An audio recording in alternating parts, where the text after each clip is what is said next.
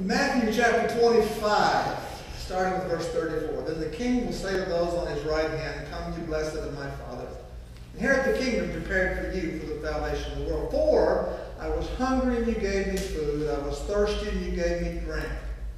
I was a stranger, and you took me in. I was naked, and you clothed me. I was sick, and you visited me. I was in prison, and you came to me." Then the righteous will answer him, saying, "Lord, when did we see you hungry and feed you, or thirsty and give you drink? When did we see you a stranger and take you in, or naked and clothe you? Or when did we see you sick or in prison and come to you?"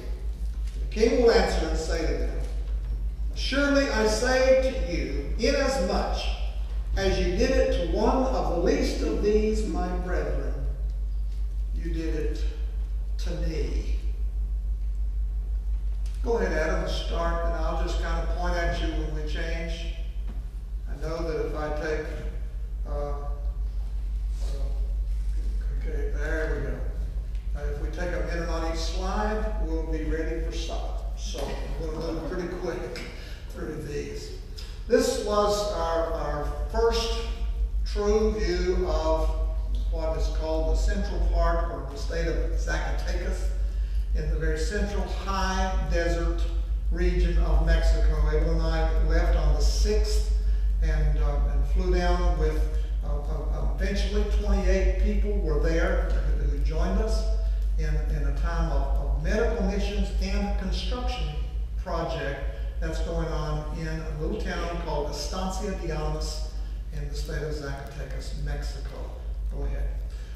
This is some of the teams as we landed in Aguas Calientes, and as I mentioned to you before, that simply means hot water, so we started off in hot water, and it went downhill from there.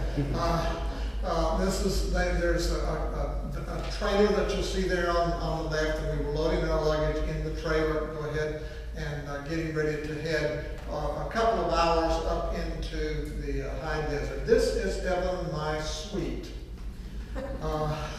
You see the closet is a metal pipe across the side over there. That's Evan's dressing table that you see. That's actually 2 single beds that we pushed together. The only problem was one was that high and the other was that high. Little problems like that, but it worked just fine. And you see how we. Now this, the first day we set up for a clinic in the area where we were staying. Where we stay is in a youth camp of sorts. It has a men's dorm and a women's dorm. This is the eating area, and there's housing in there for like the speakers and so forth, and we get one of those rooms. Our room is on the left there, right behind that little tree that you see there. And the reason the tree's there is because we set up a doctor's office in there, and we're getting that established and getting going. Go ahead for our first day of clinic. And it was supposed to start, go ahead, Adam. It was supposed to start at 1 o'clock. By 9 o'clock, this is the way the inside looked, and the outside was jammed with people. They were coming not only from the village there, but from villages all around to see the doctor. And so we started getting ready for that process. Go ahead. And as Ellen immediately started doing that she's called to do, and that's to put stickers on little kids. It's amazing what $1 worth of stickers from the Dollar Tree will do. And the love that she was able to share. And one of the interesting things that happened, and anytime you want to break in here, babe, you come on. The interesting thing was, as she started giving them to the kids, you could see the look in some of the adults' eyes. They wanted stickers too. And so not only did little girls and boys get stickers, but ladies and did you ever have any men get a sticker? I don't remember any, but especially little old ladies like stickers too. But we started that whole ministry, and go ahead, and you will find that one of the things that both of us get to do. This is not what we have. We get to help with the babies. And this is, I think this baby was like 5 days old. And the reason it's there is because basically, probably, I don't remember the whole story, but the baby was probably born at home with, at best, a lady from the village that would help. And this was its first experience with any medical care whatsoever. And so they brought the baby for the doctor just to check it out, to make sure everything was good. And it was beautiful.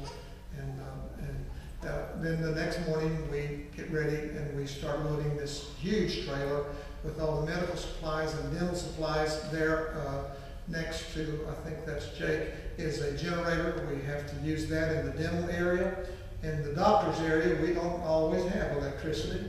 I am the official flashlight holder for surgery. And we do surgeries with flashlights now. Wouldn't you love that? But we have the generators for the dental because they pull teeth and fill teeth the whole time. So we have two different areas going in. And we get everybody ready and get them out. This day, go ahead. And this day was unique in that we have a young lady that we've just got to know in that area that is actually running for the office of deputy, and that's not a sheriff's deputy. It's actually like an ambassador's or something like that office in the state there. And she asked us to go to this village that has, and we can tell basically by the way they received us, had very, very little contact at all from the North American world, and especially from the church. It was a village that has basically been built on a witchcraft, and it has been a very unreachable area. And her request of us was that she wasn't so concerned that we do a lot of medical, but that we go there and show the love of Jesus Christ. And that we would show that there were people somewhere that actually loved them with no strings attached.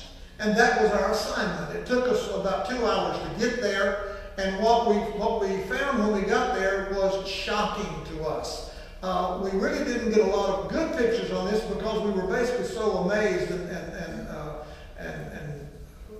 I don't know a better word about what we saw. These people by the hundreds were lined up like this, and then there's a path in between them, and they are welcoming us to their village. And literally more than you could almost count. And as I put on the Facebook thing, to be welcomed like a rock star is something I'm not used to. And it's basically the way they reacted to us was like that the president had come to town. And they were applauding. There were balloons and streamers and all kinds of things. And we had to walk the gauntlet to get up to where we were going to even meet them. And the doctor and then myself. And I don't know what Freddie was doing. I was crying. I mean, it just wiped me out to get that kind of reception. Go ahead. And what we found again were these hundreds of people, young, old, very, very warm, even somewhat comical. And we have somewhere about 1,500 pictures. Not this morning, but we can't show all the pictures. But we took pictures in this scenario over and over and over. And go ahead and see the throng of people. We didn't get there till about 1 o'clock. And so Dr. Martin said to me, he said, "I'll see 5 patients." He said, "I'll see 5 patients because we can't be in here after dark." Well, he saw 5 patients, and then I looked in and he said, 5 more. And I looked in and he said, 5 more. And about 7 o'clock, we were finally just having to tell the folks that we couldn't see anymore. And we saw somewhere between 40 and 50 patients that day. Go ahead. And this is what it was like being in the doctor's office. If you ever wondered what it felt like to be inside the cage in a zoo, I now know. We were in that room trying to do medical and that's what we had. And they were around that front gate and that door. We had, it was a terrible task just trying to get patients in. And we were trying so hard to make sure we saw the ones that needed to be seen most, not just the one that could push themselves in front of the line. And so we were really working hard to try to see. And so probably almost totally what we saw at that village was the elderly and the babies because of their need. Go ahead. Then the next morning, okay, let me just don't go back, but I'll tell you how we finished the day at that village. The missionary kept saying, we've got to get out of here before dark. We've got to get out of here before dark. We've got to get out of here before dark. It turned dark.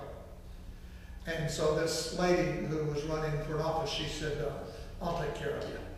And she called and got us a police escort out of that village. And we pulled up, the police station was next door to the school where we were meeting, and we pulled up in their driveway, and we watched them put on bulletproof vests and get their machine guns and get in their truck to escort us out of this village. They escorted us actually about 30 miles down the highway also. And the first surprise was they got behind us instead of in front of us. And I thought, that's a chicken way to go. You know, put the Blancos, the whites out front, you know. It didn't take the first way. But what we found out was the cartel, they come from the back. And they come in without you recognizing they're coming, and they force you off the road from the back. And they were protecting us from our vulnerable spot. Now, just to address the danger thing, they acted like we were in danger in a couple of situations, but we never saw any danger. The only thing that made me nervous was the cops. Because they seemed to be a whole lot more concerned about this situation than I was. And maybe they're just smarter than I am, I don't know. But we really didn't ever see anything that we would feel like we were in danger from people. On the Monday, we actually had policemen with us all day long in the clinic. But again, we didn't see any reason why they would feel that was necessary, but they felt it was. And so it was some security to us to have that happen. This is Sunday morning, we're headed to church. And this is the Iglesia de Dios, which is the Church of God, or Church of Christ, in Roscommon. And go ahead. And Evelyn mentioned last week something that happened in this service that was very, very, very humbling. And it was one of those things you almost wanted to just say, no, you can't do this. It came to communion time. And the missionary turned to translate what was happening in the pulpit. And she said they want the team to stand. And so we stood. And she said, because they don't have enough cups, they want to serve you this morning. And they'll have communion tonight. And that was very humbling to be honored in that way. But we had a good church service. Go ahead. Evelyn didn't stay in the sanctuary. Her and my sister-in-law took off for the kids' ministry, and Evelyn's taking the pictures here. And go ahead. And as you can see, beautiful, beautiful little kids. Now, the last time we were there, Evelyn visited them, and they had about 4 or 5 crayons to that whole bunch. So she took a whole suitcase full of crayons this time. Not quite, but we wanted to make sure. But beautiful kids. Go ahead. This little girl was what, 12, 13? And was really the children's worship leader, and she did a great, great job. And go ahead. And then they always, this was the only time we really ate outside the compound, except for a few sandwiches we made on the road that we carried with us. But the Roscommon Church always wants to have lunch for us, and they fix tamales. They fix a corn tamale, a meat tamale that you don't ask what kind of meat, and you know, all of these kinds of, and they're okay. I'm not a real tamale fan, but you appreciate what they do for us, and they seem to appreciate. Next morning, really this is the afternoon of Sunday. Again, this lady asked us if we'd visit a village it's about an hour and a half off of the highway, and this is really what it looked like for an hour and a half. This was the only place that there was danger that I perceived, and it wasn't from people, it was from the roads.